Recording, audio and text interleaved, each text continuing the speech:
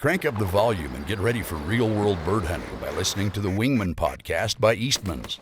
Now your host, Todd Helms. Talk about being on the X.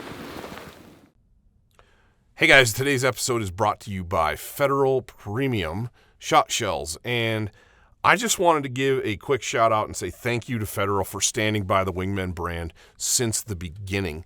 They are our oldest partner, and I can still remember to this day when Brandon Mason told me that they signed a contract and wanted to partner with us.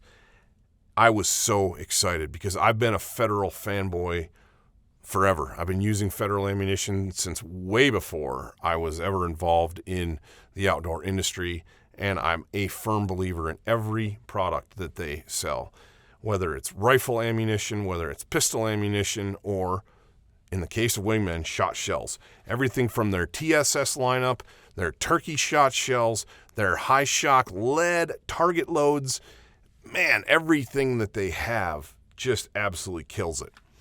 But I want to highlight one product that they make in particular today, and that is the Federal Premium Speed Shock, or AKA Blue Box. You guys have seen it on the shelves. If you're a waterfowler, you know how awesome good old Federal Blue Box is. If you need a load that you can buy a lot of, buy a couple cases of, and you can afford it, you can buy those cases without breaking the bank, it's Federal Blue Box every single time. My pick, 3-inch number 2s. There's not a situation in waterfowling that I've encountered where I can't cleanly take birds with 3-inch number 2s, especially if I'm being a little picky and shooting stuff in the decoys. But man, I've taken especially Canada geese at some pretty jaw-dropping shots with that Federal Blue Box stuff. It's awesome. It comes in a variety of loads. It comes in a variety of gauges.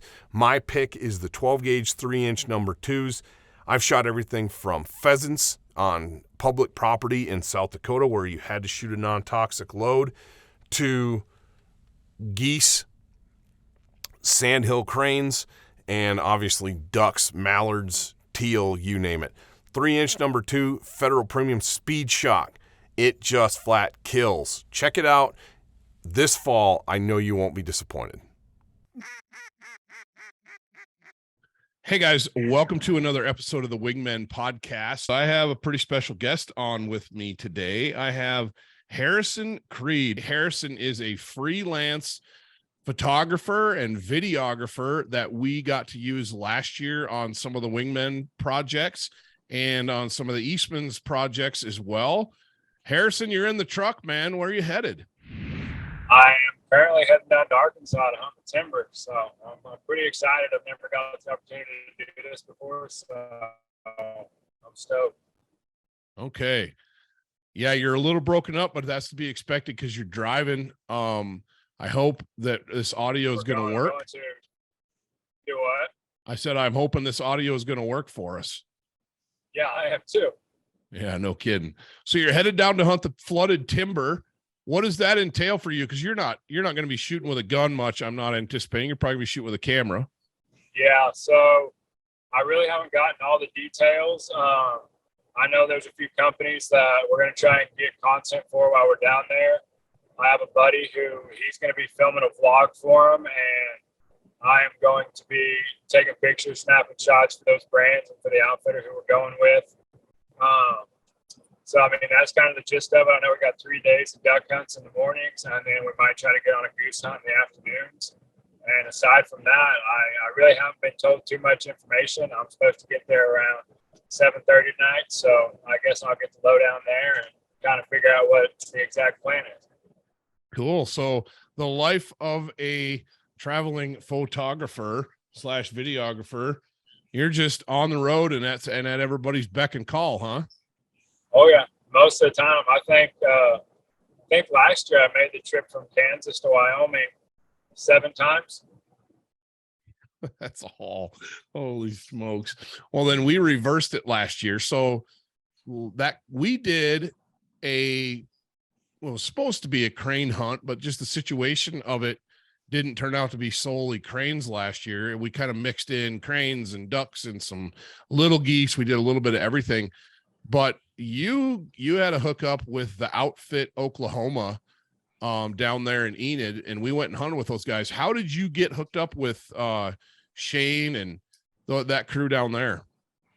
So, I think it's funny, you bring that up, because a lot of waterfowlers, we all get connected through social media some way, somehow, And so I was actually on my way back down from Wyoming, and I shot Gage a message on Instagram, and I said, hey, I'd love to hunt with you guys. I'll be in the area if that'd be an opportunity that we could get in on. And he messaged me back and talked to Shane, who's the owner of the outfit, and through that right there, we got together, and then I started shooting with those guys and made a really good connection with them, and they've become really good friends of mine and people who I love hunting with, and I wanted to get the opportunity to bring you down and hunt with them. Well, they are awesome crew of guys. We had a great hunt. The hunting was tough just because of the way the birds were while we were there. Wasn't anything that they could do about it. But yeah, Shane Llewellyn, Gage Biggers, those guys down there at the outfit, Dylan Poston, just awesome dudes. And they know how to kill those birds. They know how to get on them. I'd never had a chance to hunt sandhill cranes ever in my life. And we went late, way late, and probably should have been looking for birds in Texas, but still had a handful in Oklahoma, which is pretty far north for hunting cranes that time of year. And dude, we got into them. That first morning was, we drove, the road trip in itself was 18 hours. We drove it straight through on the way down, didn't stop. And I was crushed by the time we got there. I think I was battling some sort of illness. I don't know what it was, but I was sick, and we got there late that night, and I said, I'm going to crash. And you're like, well, I'm going to go out and hunt with those guys in the morning and try to get some footage. And you went out, came back. I think I slept till like 10 o'clock in the morning. You got back and you were like, dude, are you even alive? I was crushing the Black Rifle coffee all the way down, both in the stuff. Both, I had a thermos that I made before I left. I ran out of that. I was drinking the ready to drink stuff. And that my go-to was that Black Rifle 300 in the like vanilla caramel stuff. And oh my gosh, man, I think that's the only reason we split the drive. I drove the first half, you drove the second half. And I remember stopping in the middle of the night at a Casey's and getting a donut or a couple of donuts. Yeah. Stupid. Yeah. That was crazy. It was an insane trip on the way down. When we got down there, got our licenses the next day when you came back, got me up. We got all our gear lined out, got all the federal ammunition sorted out. It was interesting. I didn't know that I didn't have to shoot, that I could shoot like turkey loads and stuff. I could shoot lead, but I was shooting the Black Cloud, Federal Premium Black Cloud BB/7 loads on those cranes. And honestly, I think I killed a total of 4 or 5 cranes in 3 days of hunting and just crushed it. Those loads just crush them. It was absolutely spectacular. But the video that we're dropping this weekend is this hunt. And unfortunately, we wanted to do like a 3-part series on this video, but it didn't turn out that way just because the hunting wasn't spectacular. And like I said, that wasn't any fault of Shane and the crew at the outfit. It was just the way the birds were. I know before we got there, they had a bunch of birds, but then it got cold. It got really cold on us. In fact, like the last morning that you and I hunted, we hunted a feed for little geese and speckle bellies. And dude, it was brutal that morning. I mean, I was decked out head to toe in, the warmest stuff that Sitka makes. I had the boreal layer on, and I don't get cold wearing that. And I was barely warm enough that morning. Like the wind, the humidity, it was bad. But I think the only reason we were able to stay out there that long was that Sitka system that I was running. I think I had on the heavyweight hoodie and the heavyweight bottoms, and then I had on like the Dakota pant and The boreal I think bib it was pants. layout. I think it was the layouts. But I was wearing a boreal jacket with a Fahrenheit vest over the top of that. Oh, or underneath it, I should say. It was freaking brutal. The conditions were just awful that day. But we killed some birds. So that's what this video is going to be. It's kind of a mashup of everything that you and I got to do down there. A little bit of the lodge, a little bit of the guys talking, a little bit of the cranes, because that was kind of like the reason we went, was the crane hunting. Have you guys been able to get on cranes at all down there since? So early season, whenever I was hunting with the boys at the outfit, early November, we got on quite a few cranes. Had some really good hunts, and then as season went on, I went to another outfitter in Southwest Oklahoma. Now we were getting on the cranes pretty steady until I'd say about the end of the first week of this month, and they have gotten very, very hard. The hunting just in general has gotten very, very hard. The birds are smart. I mean, they've migrated such a long ways. They've seen every spread known to man by the time they get down to Southwest Oklahoma and West Texas. So they get hard to kill. Well, that was what you and I ran into when we were there. It was stale birds that had been in the area quite a while. And those guys were busting their butts trying to get us on those birds the best they could.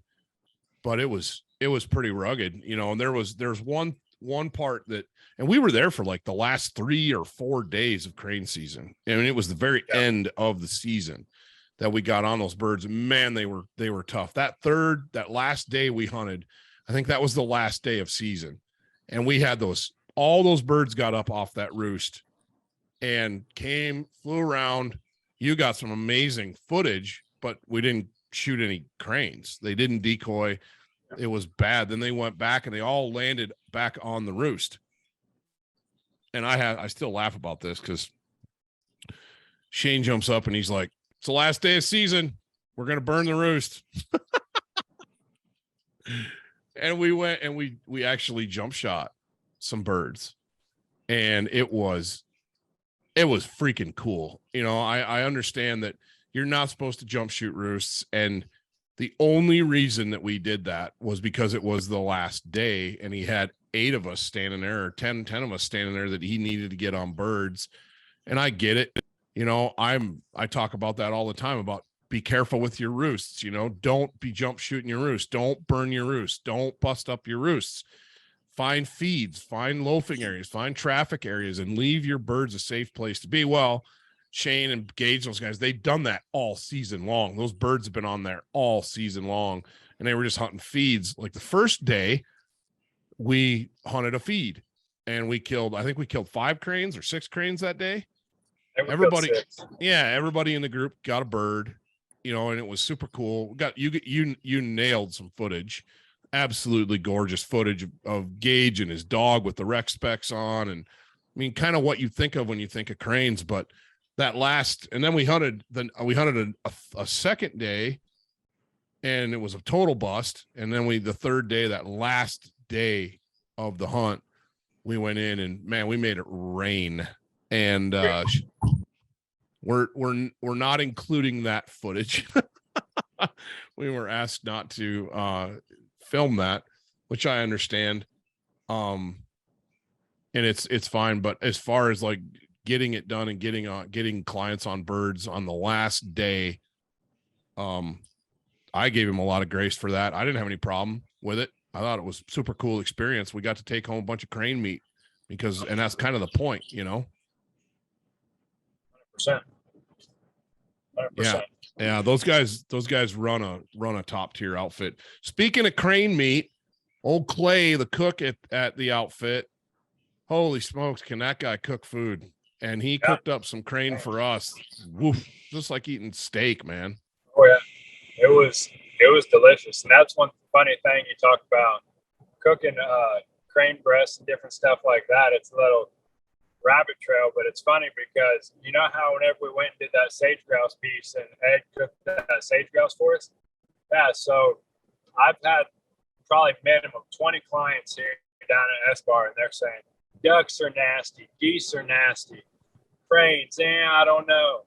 And I'll legitimately go out to the cleaning table, take your breast off from them, Go cut the silver skin and fat off of it. Olive oil, steak seasoning on each side, hot and fast. It's like, wow, that tastes just like a steak. And they're shocked. If you treat it like meat, it tastes like meat, right? No, I don't care what it is. You're spot on, dude. Harrison, you're spot on. Whether it's goose, whether it's duck.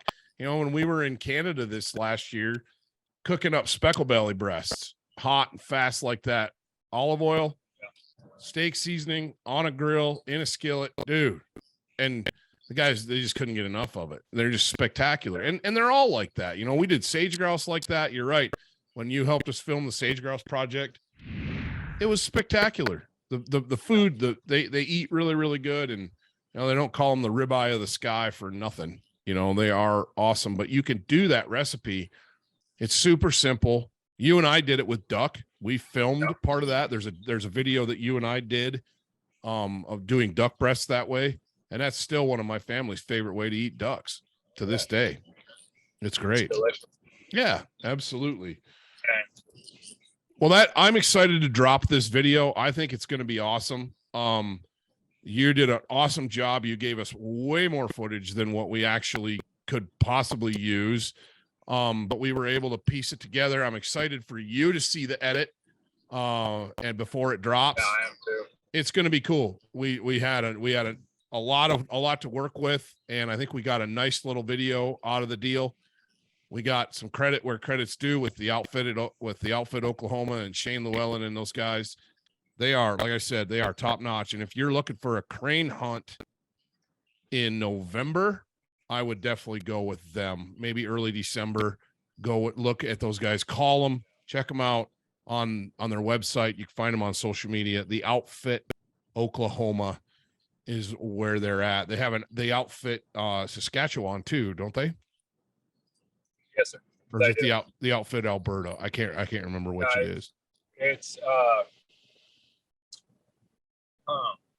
now you stump me. They're in Saskatchewan. I'm pretty sure that's what it is the Outfit Saskatchewan. I think it is. That's what popped into my head, and my first reaction, my first response to things is usually the right one. So anyway, no, that's they're awesome. They're great guys. You definitely need to check them out if you're in the market to hunt little geese, hunt ducks in Oklahoma or across the border, and definitely cranes. And I would hunt cranes every single year. I thought that was a lot of fun. You know, having the ability to go down there and shoot a bird that is kind of like geese, but isn't geese. Yeah. They kind of like being around the water, but they don't like being wet. You know, they're such a unique critter. Oh yeah, that, you know, and it's like a goose hunt. You know, you get up early, you put out the decoys, you brush in the blinds, you kick back, crack open a Black Rifle coffee, you know, load up shotguns, break out the Federal, load up shotguns, and just hang out, wait for daylight, and those birds start coming. And there's nothing that decoys quite like those cranes. No, not at all. They're completely and totally different than any other bird. Yeah, it's eye-opening to watch. It really, really is. I think it's one of the coolest things I've ever seen. Hey guys, going to take pause for a minute and bring you a word from our sponsors. Hey guys, you've heard me talk about my favorite roast from Black Rifle Coffee being the Just Black.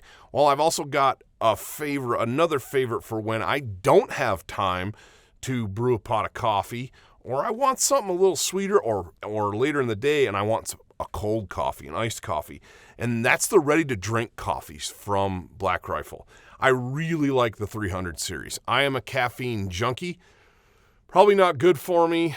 My doctor's probably cringing listening to this right now, but 300 milligrams of caffeine just fuels my fire, gets me going, gives me that edge I need to continue on throughout my day at that top level. Plus, man, those 300s just taste so good. There's the rich mocha flavor, there's the vanilla flavor. Both of them are phenomenal. And you could find them all over the place. You know, that's a cool thing about Black Rifle is it's getting to be pretty mainstream. And even in our little neck of the mountains out here in Wyoming, I can go to the hardware store and get Black Rifle coffee. I can go to my grocery store and get Black Rifle coffee. I can go to the local gas station and get it when I fill up.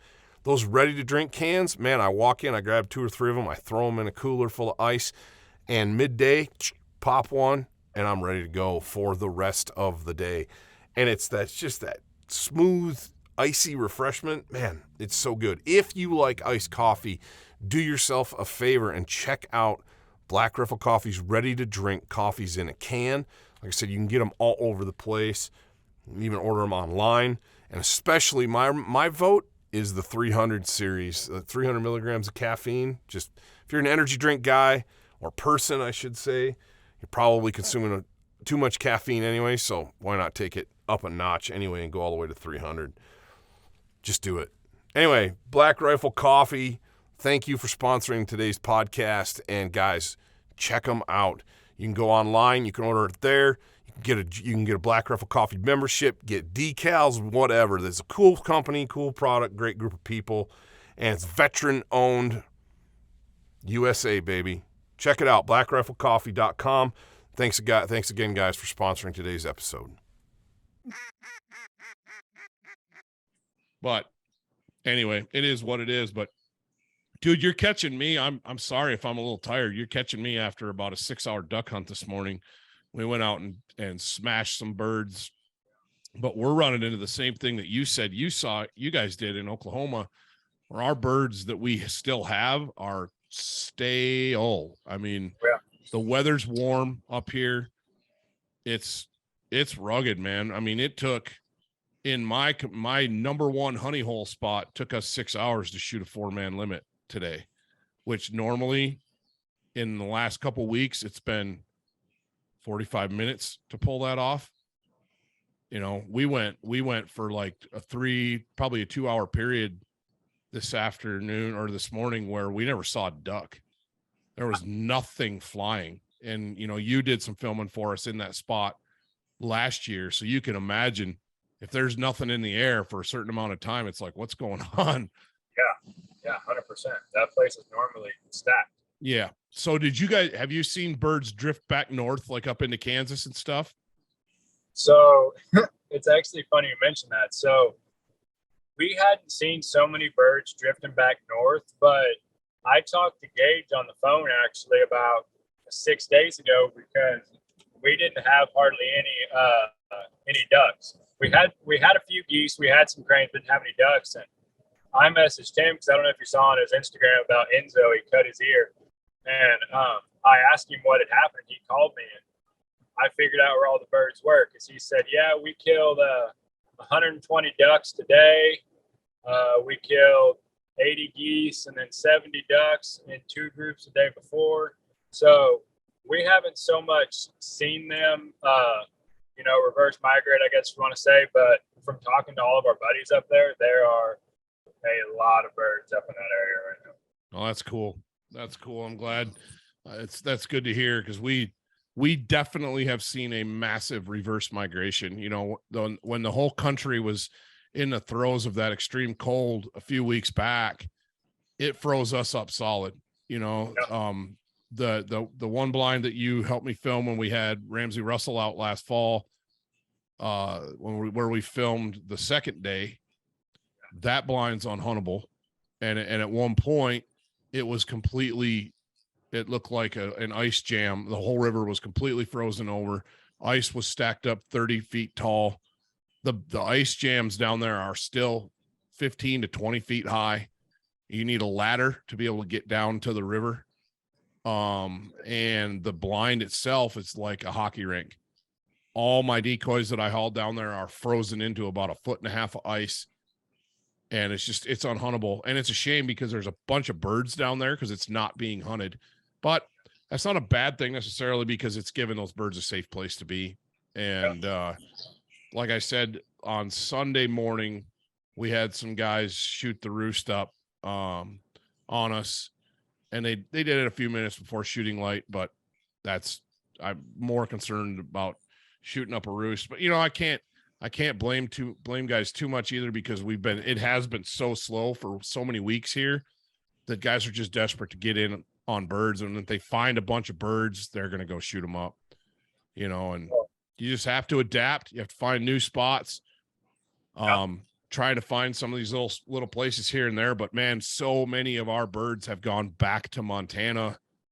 They're up on the Yellowstone. They're up on the Bighorn in Montana. They're up on the Missouri. Just the weather that we had crushed Montana too, but everything is opened back up. And so birds have drifted back north. And I was just wondering if you guys had seen the same thing. Yeah, that was one big thing. You mentioned the freeze, that it got down into the negatives here. And I honestly thought, I was like, you know what? Okay, this is going to be good for us because this is going to push birds down, because there's not going to be any open water in Kansas, Nebraska, South Dakota. It's going to push them down to where we are. We're going to get loaded. Hunting's going to be really good. And as soon as that freeze hit, and then it hit 70 degrees again, everything just went back. And we haven't hardly seen what we should see. And another thing that's been tough for us is that we're hunting stale birds, like we mentioned so many times. And majority of the time, whenever you find a goose feed, a lot of these geese, they're sitting in the middle of the field. So it's hard to try and get an edge hide, because if they want to be in the center of that field, you're not going to be able to pull them to an edge. So in turn, you're having to sit in the tall socks and lay in the spread. Well, by the time geese get to southwestern Oklahoma, or even anywhere in Oklahoma by this time of the year, really, you're laying in the socks and you're laying in silhouettes. Half the time those geese get over the silhouettes and like, well, where'd the geese go? And they get, nervous around the socks, and they'll flare at about 70 yards and they just won't come in. So that's been another tough thing that we've had to deal with. Yeah, and you guys are hunting, you're hunting like what we do, and you're freelancing, you're bouncing from spot to spot to trying to chase an X. And so hunting out of a pit is the ideal way to hunt late in the year like this, obviously, but it's not always feasible.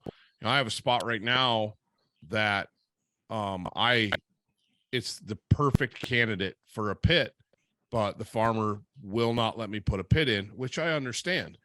Pits are a pain in the butt if you're a farmer, because they never, even if you fill them in at the end of the year, they never go back to the same way from year to year. They'll fill up with water, it'll sink, and then that farmer's got a low spot there where you dug your pit. So I completely get that. But if you can, holy smokes, man, hiding in a pit that time of year is, it's ideal.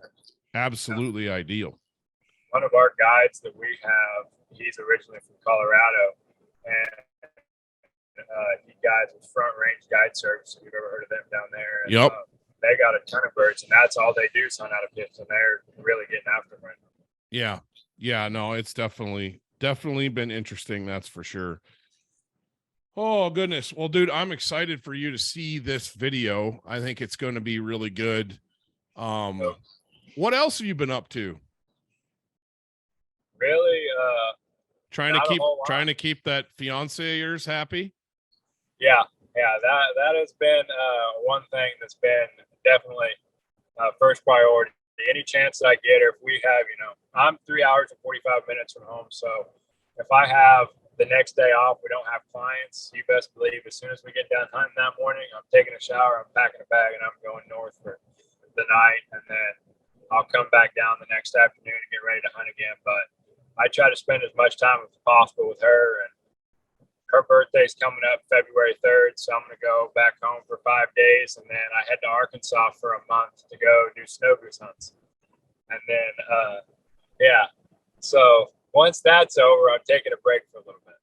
Yeah, I don't blame you. Yeah, I think everybody's kind of in that late season grind mentality right now where, we're staring at, I think we have, let me look at the calendar. 1, 2, 3, 4, 5 days of duck season left. This is the last weekend of duck season. And then it closes for us on Tuesday. And then that's it. We've got geese. We got a couple weeks of late geese, but we don't have a lot of geese here in the area. So I don't know what that's going to look like, but it's funny, everybody's grinding it out. If you're making a living at this as a guide or an outfitter, or like you're traveling the country, taking pictures and shooting video and that kind of stuff, it's hard. You're a lot of time on the road. You're trying to balance family time. It's at the same.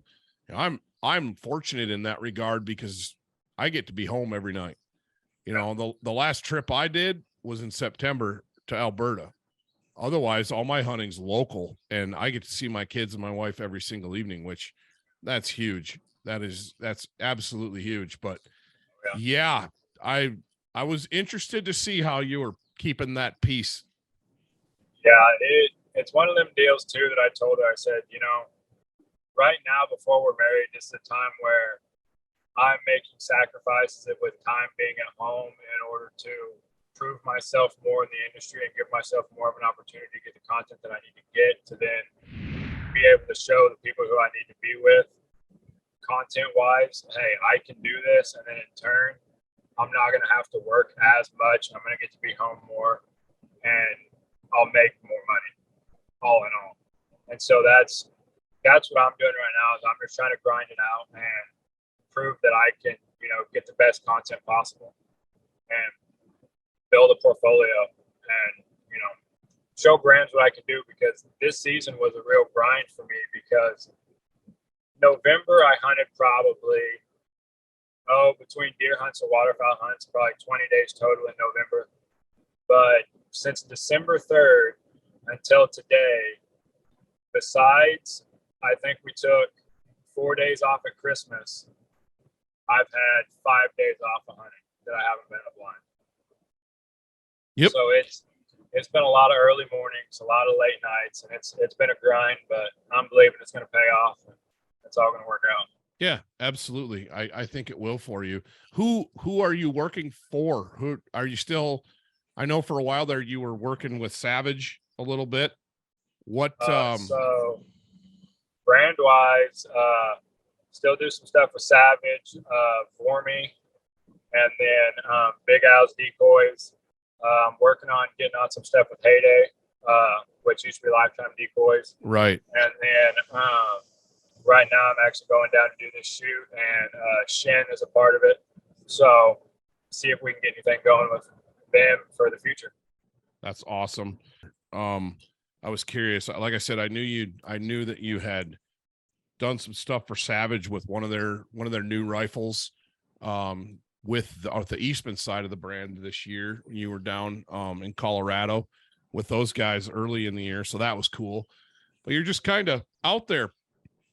Yeah. If you had some advice for someone who wanted to get into this, because you're about the second or third photographer I've had on. Started with Wade Shoemaker back in the day. One of our first podcasts was with Wade. You know, I know your story, how you got into this, you know, but if you had some advice for somebody that wanted to try their hand at this, what would you tell them? First off, just because, like you said, you know how my story started in this, and a lot of it started with me messaging you and trying to get into the industry more. And one thing that I'll tell people is, and I was actually talking to a guy the other day about it, I said, if you don't bet on yourself, nobody else is going to.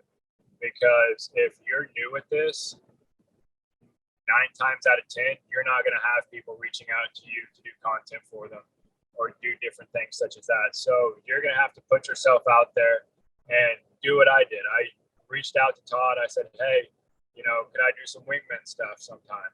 I sent him some pictures. They liked them. And then I went up and shot some fly fishing. And I went up there, and little did I know on the trip up there, he was going to say, treat this like a job interview.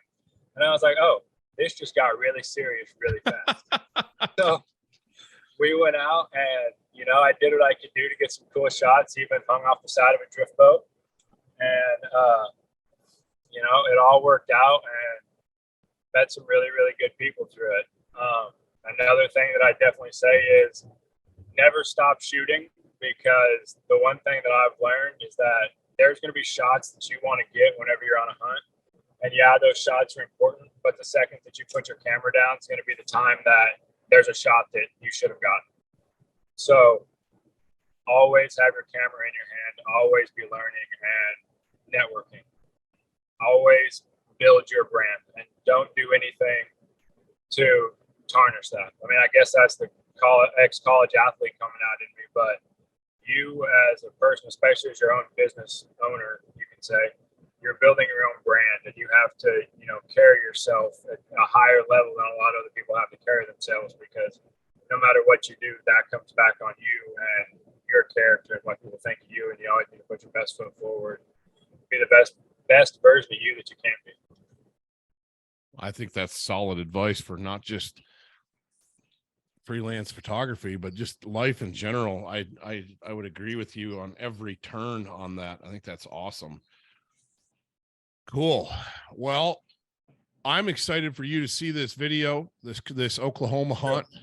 We're calling it a crane hunt, but there's a little bit of everything mixed in. I had a chance to get a little snippet of Shane in there and Dylan. You get to see Gage.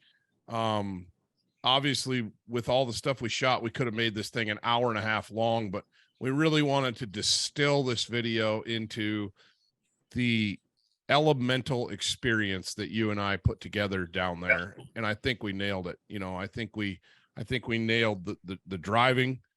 I think we nailed the hunting.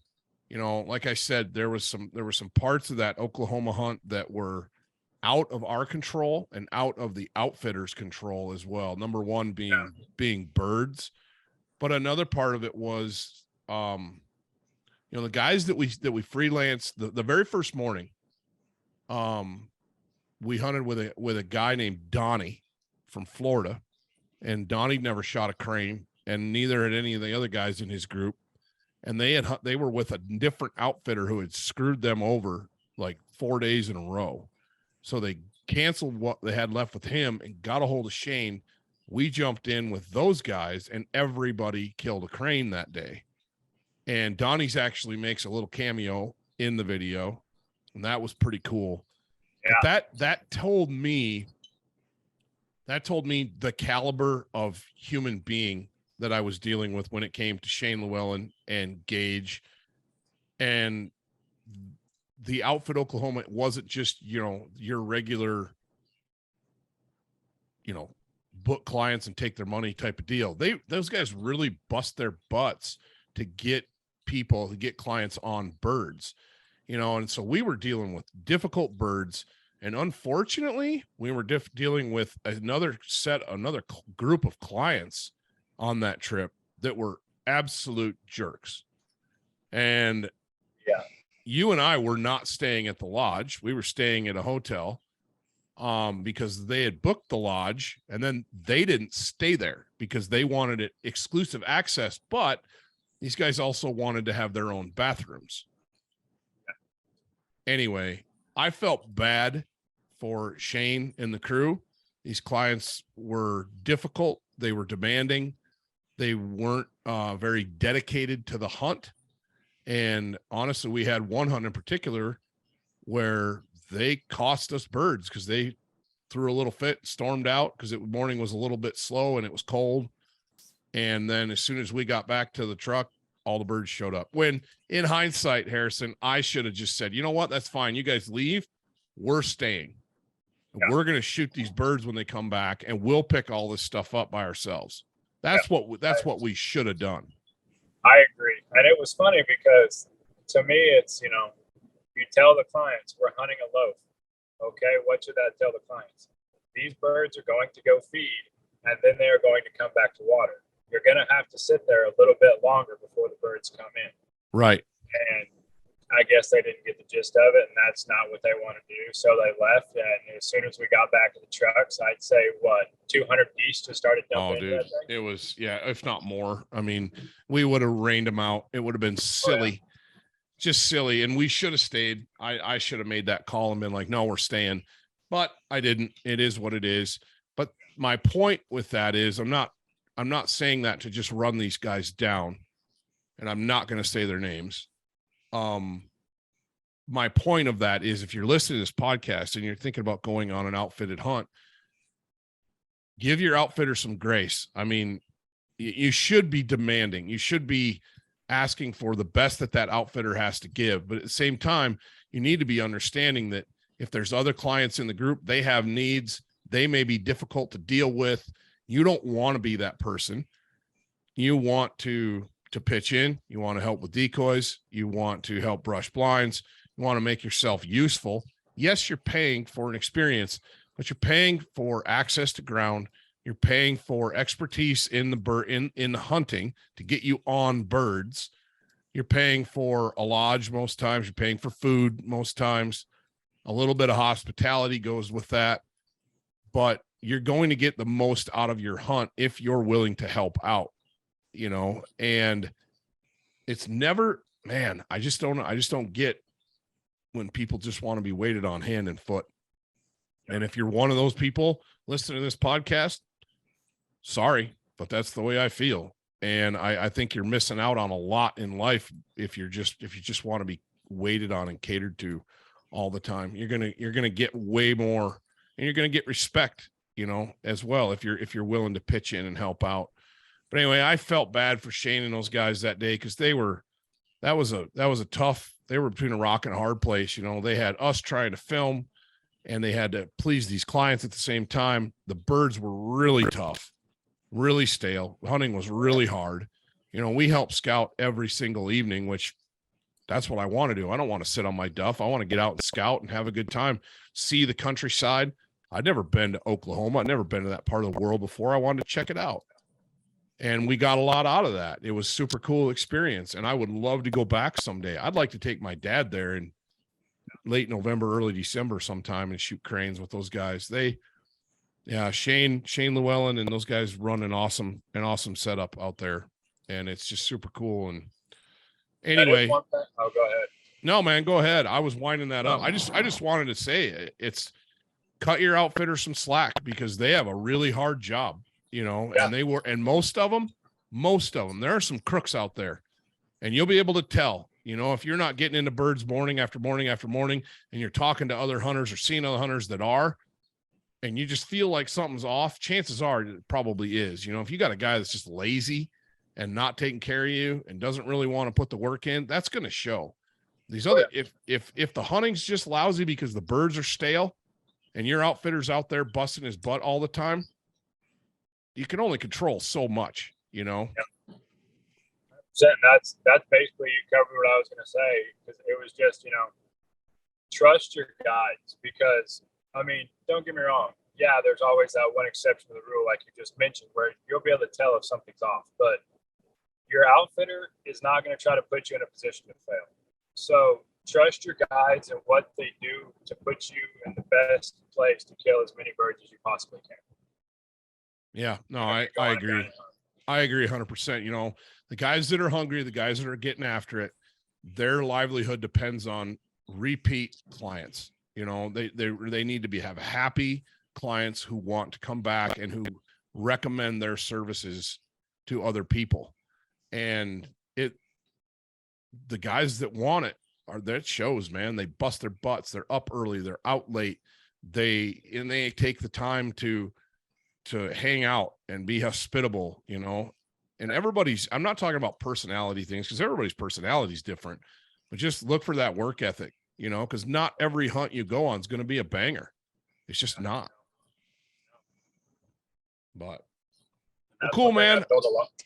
I really appreciate you jumping on with me, Harrison. I look forward to seeing you sometime soon. I hope you get a chance to get up here, bring that beautiful fiance of yours up and hang out maybe this summer. And yes, I wish you all the best, buddy. It's been, I've super enjoyed following your career, watching you grow. It's been awesome. And drive safe, travel safe, and don't be a stranger. Oh, I won't be. I'll be up there soon. All right, man. All right, take care. Be safe and have fun. Will do. See you, buddy.